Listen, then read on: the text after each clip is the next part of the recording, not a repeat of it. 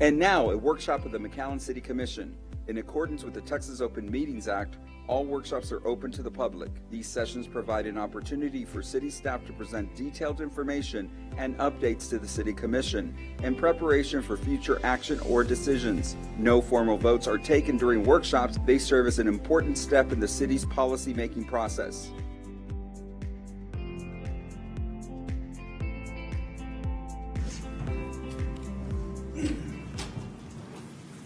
Good afternoon, everybody. Welcome to today's city workshop. We have a few items. First, any questions to staff regarding tonight's meeting? No questions? No, Mayor. No. Anybody? Okay, we'll go to the second item. Ike? Mayor, TxDOT is here with an update on the Jackson Road from 495 to Hall Acres project.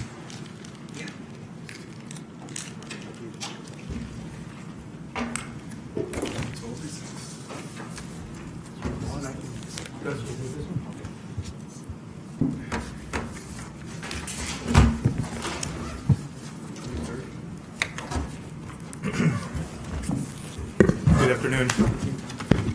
Good afternoon, Mayor, Commissioners. Thank you for the opportunity to address the group. My name is Pete Alvarez. I'm the TxDOT Fire District Engineer, and with me this afternoon is Rex Cosley, the Deputy District Engineer for our district. We have been provided an opportunity here. Thank you to a lot of the helping coordinate this workshop to talk about Jackson Road improvements. A much-needed project in our area, obviously Jackson Road, the borderline between the city of FAR and the city of McAllen. And so with that, we're going to do a quick presentation, and then we're here to answer any questions that you all may have. So without further ado, Rex, do you mind taking the lead? Alrighty, just as a project overview of the limits from SH 495 down all the way south to Hall Acre Road Avenue. Obviously, there's three alternatives that we evaluated, and the preferred alternative is the one that was presented back in March of 2024, and further public opportunity earlier this year. Here is a high-level matrix that we identified. Whatever you see in green are just the identified or the preferred options of which alignment to go with. And in the alignments was either acquiring right-of-way to the east, acquiring right-of-way to the west, both sides, and then the best fit, and the best fit is the one that's the preferred alignment. Here's the proposed typical section that shows 3 lanes in each northbound and then southbound, separated by a raised median that varies anywhere from 2 feet to 14 feet, 16 feet in some areas. Here is I think it's a very powerful slide here on the conflict points. What you see on the left is the existing condition, and here you have 11 potential conflict points that ranges from severity and crashes. And then the proposed on the right is a significant reduction of only 2 conflict points, kind of your right in and right out as you run through this facility. Again, another impactful slide. During this time frame, 987 crashes. What's not seen here is a lot of close calls, a lot of road rage, right? A lot of close calls and a lot of things that could have been prevented. Here is just a schematic of level of service. Us engineers tend to use this as a way to show how congested and how easy flowing traffic is. And obviously the targets are from A through D is where we want to be. E and F is something that's is a stop and go traffic, not ideal. For the traffic analysis, high level, an existing 2023 level of service. What you'll see here, it's kind of hard to see, but down on Moore Road, it is a level of service F, but it will improve as long as the side streets on Moore Road will be widened. Those are some of the public concerns that we were presented to, and we mentioned that it was a partnership with the city of improving Moore Road.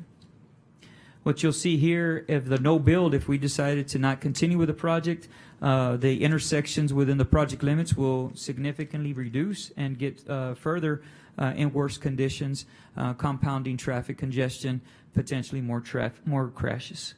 You'll see on the bullets to the left a lot of declines from level of services from D to E, etc. If we continue with the project, there is hope that you're going to see some improvements. And obviously green is good, red is not so good. And you'll see a lot of improvements through the segment. Again, more road is highlighted as such. It's really hinging on the improvements of Moore Road. We did a value engineering. Projects of 25 million or more have to go through value engineering, and we exhausted all our engineering knowledge to give the best project forward, and that's were some of the highlights from this. The project schedule is we had a DCC meeting in November 23, public meeting in March of 24, value engineering in January of 25, a lot of milestones that are advancing. Right-of-way survey and legal descriptions, we have started that in April 25. Final drainage analysis, we received that in June. Final schematic concurrence in July. Notice for opportunity to comment was in August of 2025 for those 3 intersections within the project limits on Laurel Road. Environmental clearance, fingers crossed, hopefully this November. PS&E development and right-of-way acquisition are on delayed slightly due to budget constraints, but we have a plan moving forward. We just want to get this environmental clearance executed so that we could be better strategize as we head into the next fiscal year. And that right there is a tentative schedule that where we're at. You may see construction date of 2032. However, we want to advance that as quickly as we can. There's a lot of moving parts, utility coordination with both cities, right-of-way, relocations, a lot of moving parts before that. But we are aggressively trying to advance that construction date, obviously sooner than later. Here for some search results, obviously you can go to text.gov, and there are 2 search engines, FM 3362 and FM 2061, to kind of show all the information from the KMZ files to just the project details. Again, right away seems to be the most important item that we receive from the adjacent stakeholders, and we provide them the information of displaced properties, parking lot reductions, etc. And we're open for any questions. Sorry that I went fast. As part of the improvements, are we also increasing the capacity for stormwater drainage and detention? Yes, that's correct. We're working in conjunction with the drainage district to identify drainage needs in the general area. And typically, it's either going to be upsizing our storm sewage system as well as widening some ditches with coordination with the drainage district. Based on the based on the location, where does the stormwater, where's the outfall? Right? There's 2 main ditches within the limits. Goes east to west. Far San Juan lateral drain is one of them. And then the one further south, they call it Jackson Road main drain.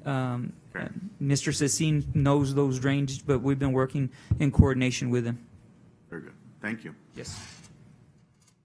Okay, Rex, on the west side is McAllen, and on the east side is FAR, and in most of this thoroughfare. So the right-of-way acquisitions, the schematic is still not done, or has it? The schematic is finalized. So we already know what's the expansion, some on the east, some on the west side? We have an idea whenever we do get our approved parcel maps and sketches from our survey. It'll then tell you the exact limits of where that proposed take is. So we're waiting for that environmental clearance to get cleared, and then from there, the appraisals, the title reports. If you have to have any adjustment, you'll make the adjustments. There could be some minor adjustments during the PS&E phases, but not a guarantee. Yeah, the preferred alternative is the one that meandered through the entire project limits to minimize the impact as much as possible. We have been contacted by several property owners asking questions or more information. That's why the link for the right-of-way was provided. But the whole goal here is to better understand what their issues and concerns are. Environmental clearance coming in this month of November coming up will help us go to the next steps.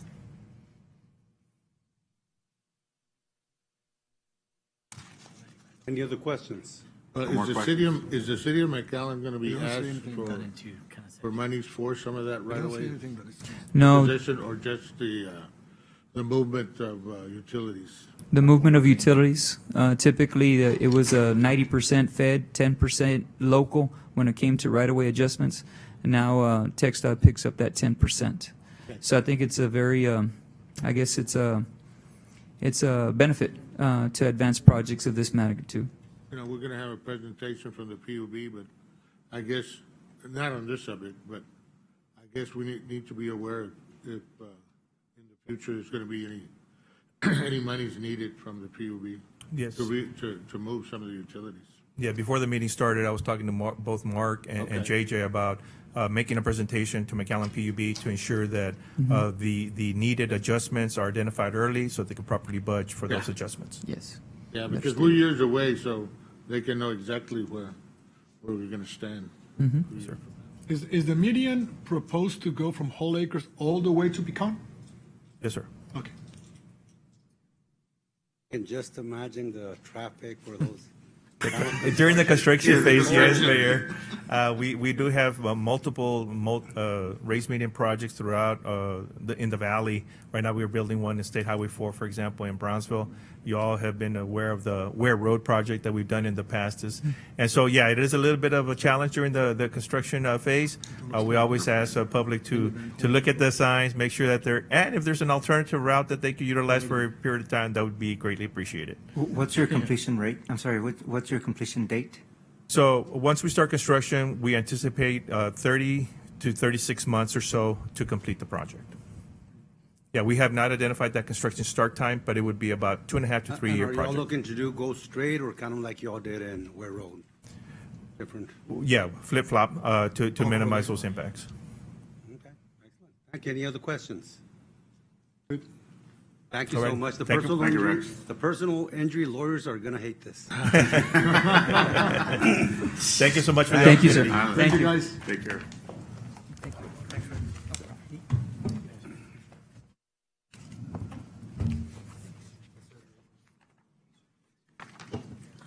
Three years. And next we have Started McAllen Public 2032. Utility Budget for fiscal year 2025. Yeah, Yes, Mayor, sir. we have the general, Mayor, I asked the general manager for the public utility to present as part of the reconciliation for the combined budget. The commission does look at MPU's budget, so I asked Mark to provide you a very short recap on what MPU's budget process looked like, and then we have an item on the agenda today that relates to water rates, and I asked Mark so that there was clarity for the commission and the community to discuss that slightly. So 10 or 15 minutes, I think we ought to be able to get to any questions you may have. Mayor, City Commissioners, thank you for giving me the opportunity to present. Going back to the previous presentation, just so you know, Mr. Aguirre, we've already awarded that TxDOT project and that stretch for the relocation of utilities to an engineer. So that's already been awarded. A lot of TxDOT experience with that engineer, by the way. So thank you again. Proposed budget 25-26. I'm going to just briefly recap what I presented to the City Commission maybe a couple of months ago before we get to the rate increase, just so that you know the why behind the rate increase. We've seen this before. Amistad Falcon levels, there's a reason why I'm presenting this, because the rate increase, 80%, 85% of the rate increase is for one single project, and that's the groundwater desalination project. Why are we doing the groundwater desalination project, and why are we doing it now? And this just will briefly go to that, Commissioners. We depend on the two reservoirs of Amistad and Falcon. I'm just going to briefly go through this. We get, myself and JJ Rodriguez, my assistant, we get an update every week, sometimes every 2 weeks. That's the latest update that we've received. That's as of basically September 1st at 25%. And it's been hovering at a quarter for both reservoirs at 25% for quite some time now. Amistad level is, that's just over, oh gosh, that's about 30%. I don't see the percentage there. I think it's out of the screen. Falcon is much lower. That's at about 15% at Falcon. So both of them, especially Falcon, is very low. I'm sorry, there it is up here, 15%. And I believe that Amistad was about 30-some. Very low at Falcon. This is just a little graph of where we're at so that you can see a historical back from 1996 to today. This is when it's full, obviously, 100%, 110%. This is where we're at today, 25%. Quickly, Mexico has promised to deliver 400,000 acre-feet of water, additional water this year. This black line is where the deliveries are as of this cycle. And this is about where they promised to deliver 400,000 acre-feet by the end of the year. And that has trickled up, but they will not. They will wind up the end of the cycle at about 1 million acre-feet in arrears or in a deficit in this 5-year cycle, about 913,000 acre-feet below, what they were obligated to deliver. So all of this, Commissioners, goes to, again, little historical graph where we're at. This was just recently, 24%. Missed opportunities. Mexico has had several, or especially one huge opportunity to deliver plenty of water to us. That was the increase in the deliveries that they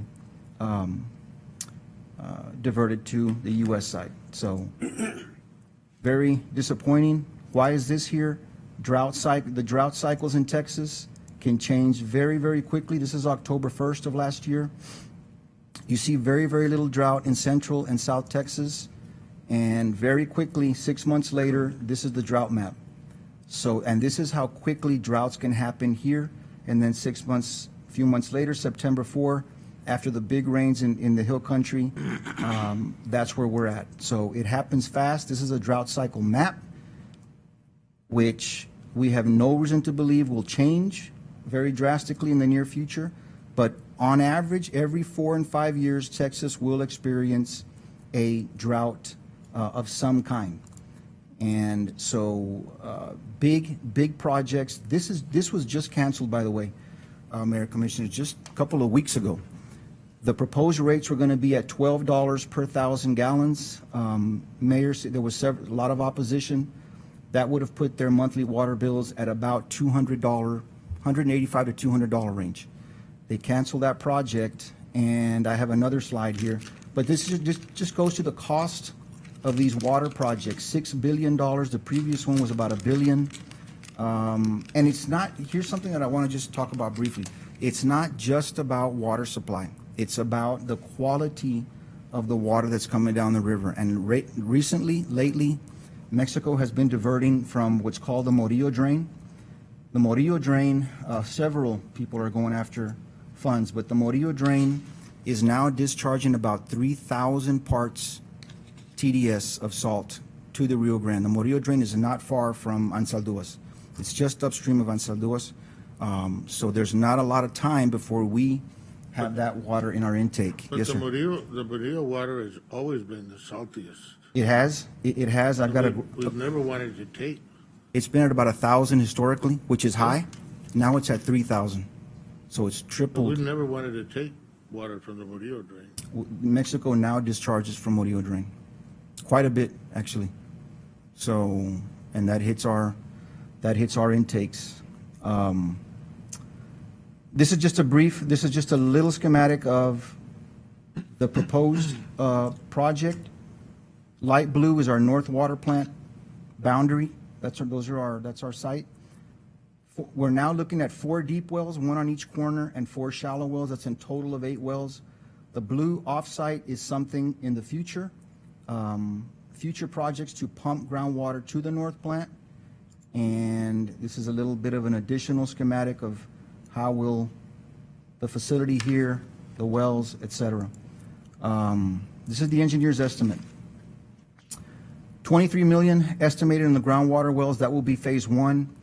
And then the actual facility that is estimated to be at about $160 million. Total wells and facility, the engineers are estimating about $183 million. We are going to do everything that we can to reduce that cost in construction, how we go out for, how we solicit for these phases of construction, from electrical to the plant itself to the pipeline work, et cetera. So we think that we can save some money there. Again, brief look at that. We're still looking at a geothermal well to power our reverse osmosis plant. We hope to get something like that in the future.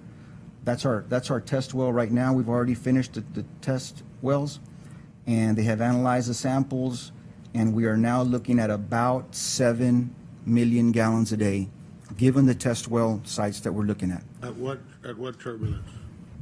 At what? The samples were at about 4,500 parts of salt, TDS. So it's a little higher than we were expecting. We're expecting about 3,500 parts. It's 4,500. But for reverse osmosis treatment, not a problem. Not a problem. That's kind of what a reverse osmosis package plant looks like, just to give you all an idea. Population growth in Hidalgo County coming, according to the Water Development Board, the highest increase in population for the whole valley, all the way south of San Antonio. That's Hidalgo County for both the 20 and the 40-year projection in Texas.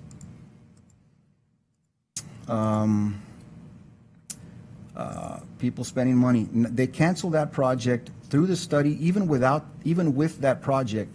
This was a study that was done recently. Corpus Christi is at risk of running out of water by spring of 2027. Why do I put that on there? This is not intended to be a scare tactic at all.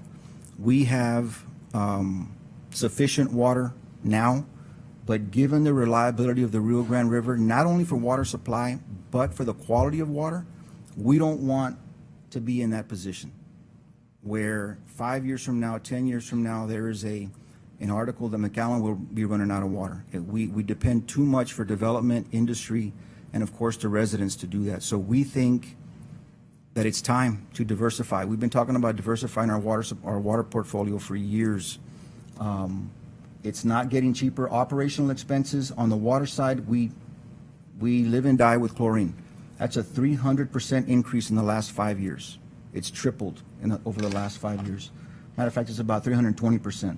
Compensation study. We really thank the city for what they've done to continue to keep the compensation competitive in the area around us. But that's a reality as well. Electricity, Magic Valley, and AEP have both recently increased their electricity rates. We have 2 plants on the North McAllen, water and wastewater, that's Magic Valley. 2 plants on the south, that's AEP, water and wastewater. So I want to just go ahead and Texas just opened a $1 billion per year fund for brackish desalination projects. We will be pursuing this aggressively to support the cost of our project, to receive grant funding. We've already received an approval for Bureau of Reclamation at $9.8 million. There was a pause when the new administration came in last November, but they fully expect to grant us that. There will be a phase 2 next year for application. We'll be going for that as well. NADBank has also just opened a desalination fund, and we are meeting with them very soon to try and get grant funding for our plant as well. This is the water quality that we were referring to in Murillo Drain. This is just June of this year at 2,000. Previously, they would hover between 1,000 and 500. Just from June to now, they've doubled to almost 4,000 TDS. It's very difficult to control. Not difficult. Well,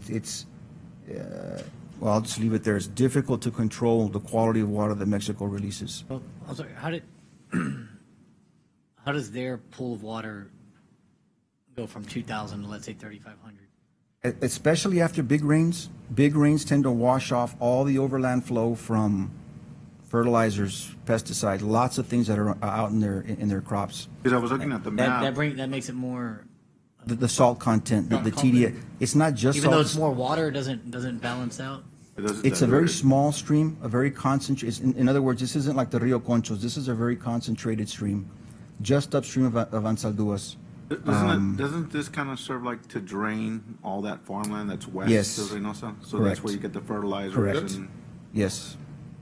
That's the way it's always been. Mm-hmm. It's always been the highest salt, Yes. but gets into the river. I'm We assuming. really, yeah, I mean, Matter of fact, that's it right here. I don't know if and it's a short one. It's not, yeah, it's not very. Which is big. great for delivery that it's closer, right? But obviously bad because of the quality of the water. Right, So I and assume even though Mexico owes us water, they get to decide where they're going to But deliver. most of that Correct. water is runoff, right? It's not like Yes. a natural creek or stream. No, most of it's runoff. Most of it's runoff. And so it fluctuates. They will discharge quite a bit, especially in the rainy season, whenever we get rains, Right. and it lessens during the dry times. When the river is high and it dilutes what you Right. mentioned, it dilutes it so that we don't get it that dirty and high into whenever we take it from the river, and it gets to our reservoirs and then it gets to our plant. Okay, so but when the river's very low, as it has been for years now, it takes a lot to treat. And I was with the gonna say, cost of chemicals, just soaring, Yes, as there's less and less chemicals being produced. Correct. Close to us, yeah. correct. We're in a predicament. So, but back to, I want to talk about the 1 billion, per year. Yes. Now, they extended it to 20 years now, right? I thought it was a 10-year, 1 billion per 10 years. think If they it's extended to 20? It's 10 years for the first, it's 10 billion for the first 10 years, and then they're looking at renewing it again for, you're correct, Commissioner. Okay. It's a total of 20, but Okay. they're starting with 10 first. Right. And for us to use the whole $183 million, it's going to take years. The thing that we are trying to do with our legislative people and educating them, and that, we're going to need the 200 million by the time it's all done. But hey, if we can get in that first year with 30 or 40 million. Yes. And then 30 or 40 million and 30 or 40 million, in 5 to 8 years, we'll use up, as long as they earmark it Correct, for us. correct. We don't need all of it in one shot. What we That's need correct. is it to be earmarked Yes, so that we can start that's right. the project, because the longer we take to start the project, the more expensive it's going to be. Correct, correct. This year is very, very important for us to get our project in that schedule.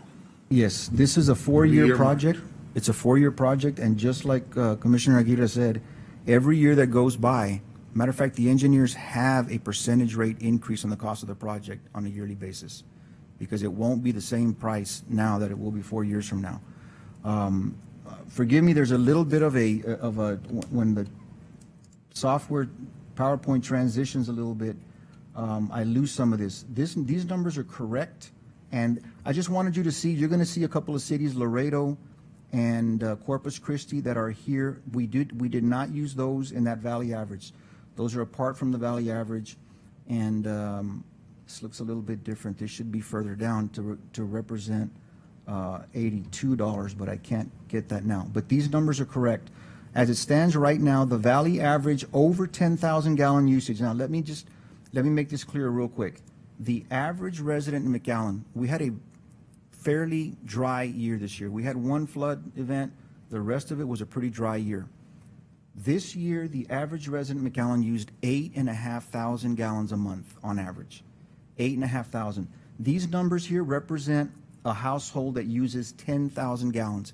And the reason we use 10,000 gallons is because that's what the state uses. It's easy math. It's a más o menos on average residential use.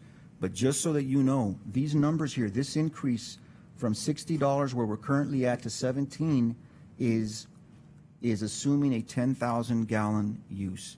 This year average in the city of McAllen was 8,500, which means that would put it at about, it's 85% of the 77, at about 70, it'd be a $14 increase. Instead of a $17 increase, it'd be about a $14 increase if we take the real number.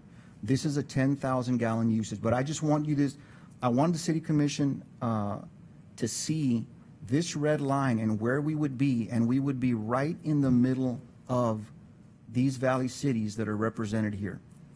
The only other entity that has a real diversified water portfolio, which is, by diversified I mean two, surface water and groundwater, is Brownsville. Brownsville has an 8 million gallon per day groundwater desalination plant.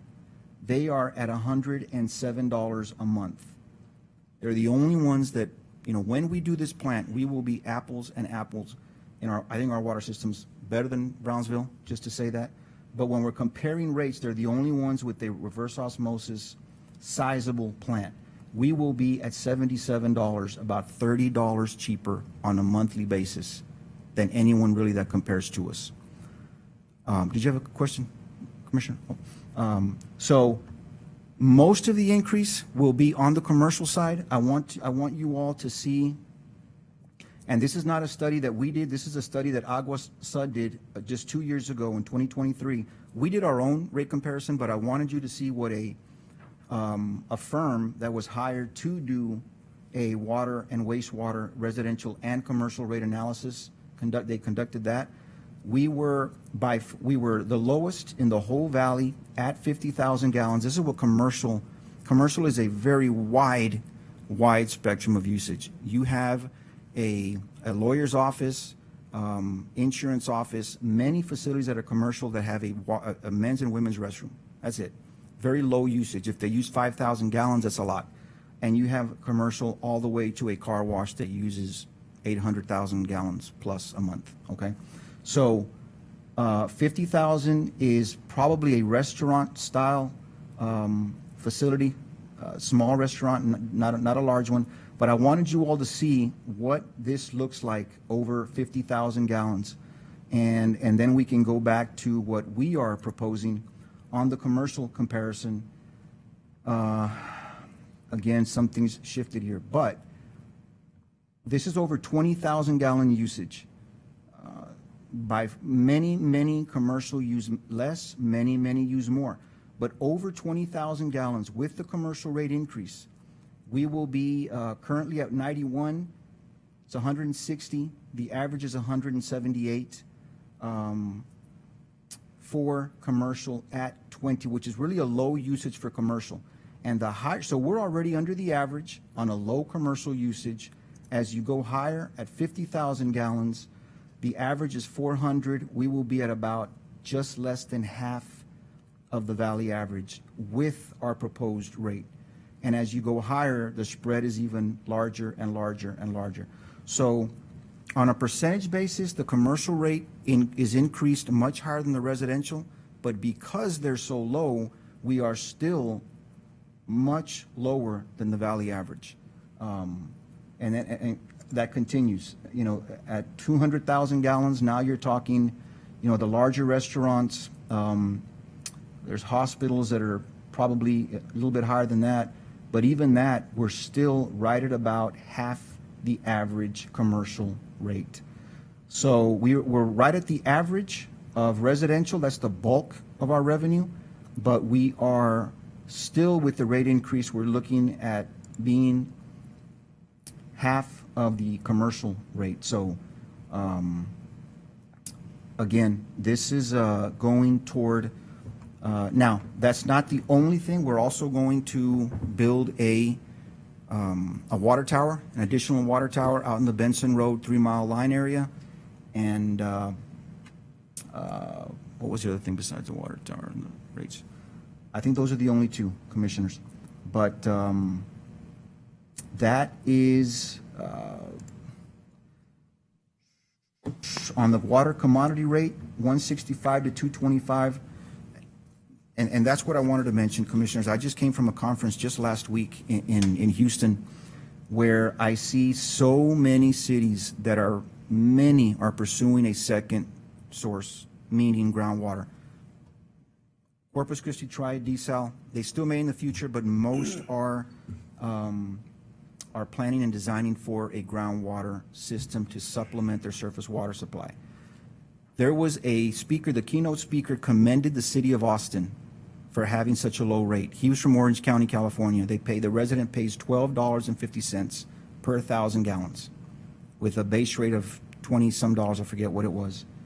And he was commending the city of Austin for having their commodity rate at $6 per 1,000. And I thought, like, that was something to commend him for. We will be proposing $2.25 a 1,000. So I just want to put that in perspective. I know I live here, my mom lives here, my brothers live here. Believe me, this increase is significant. We understand that fully. And, but to have this type of project, which will be the largest project the city's ever done, certainly the MPU's ever done, and be this competitive with the valley average, under the valley average, is really, it's, thank you. And so that's the rate increase that we are going to request of the City Commission. The PUB will take this up next Monday. We just did not have a quorum today to be able to have a joint meeting. We have a couple of board members out of the country, in the hospital, et cetera. But that is what it's a big step for the utility. It's a big step for the City of McAllen, considering how many cities are looking to diversify their water portfolio. And to do that at $2.25 per 1,000 gallons is, I think that's commendable beyond the $6 per 1,000. So I'll take any questions, Mayor, Commissioners. Questions? Will there be any future increases after this?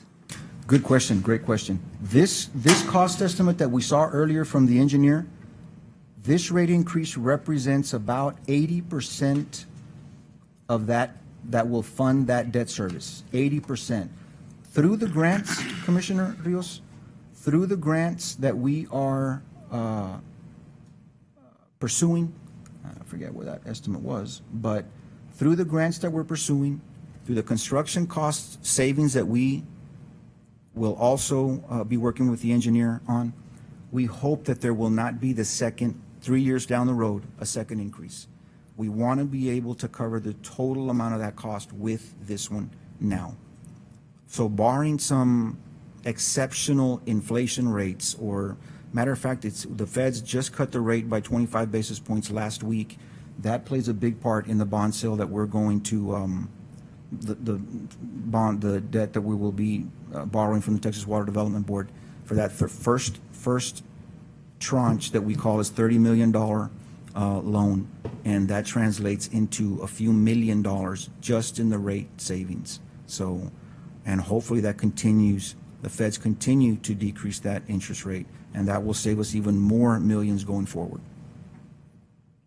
Excellent. When you're the leader, you have to lead. So, and we have to make the tough decisions. And actually, I don't think this is a tough decision. I think it's something that's necessary. Based on what you see in the different cities, and I've represented quite a few cities, the quality of water is totally different for the price. The price we have and the quality of water is just amazing. And if we don't do what we have to do at the time that we have to do it, we fall behind. Always been the leader, yes, so sir. Let's do it. Well said. Any other questions? Thank you so much. Thank you all. Thank you, Mayor, Commissioners. Thank you, Mark. Mayor, the remaining items are eligible to be discussed in executive session. Recess into executive session.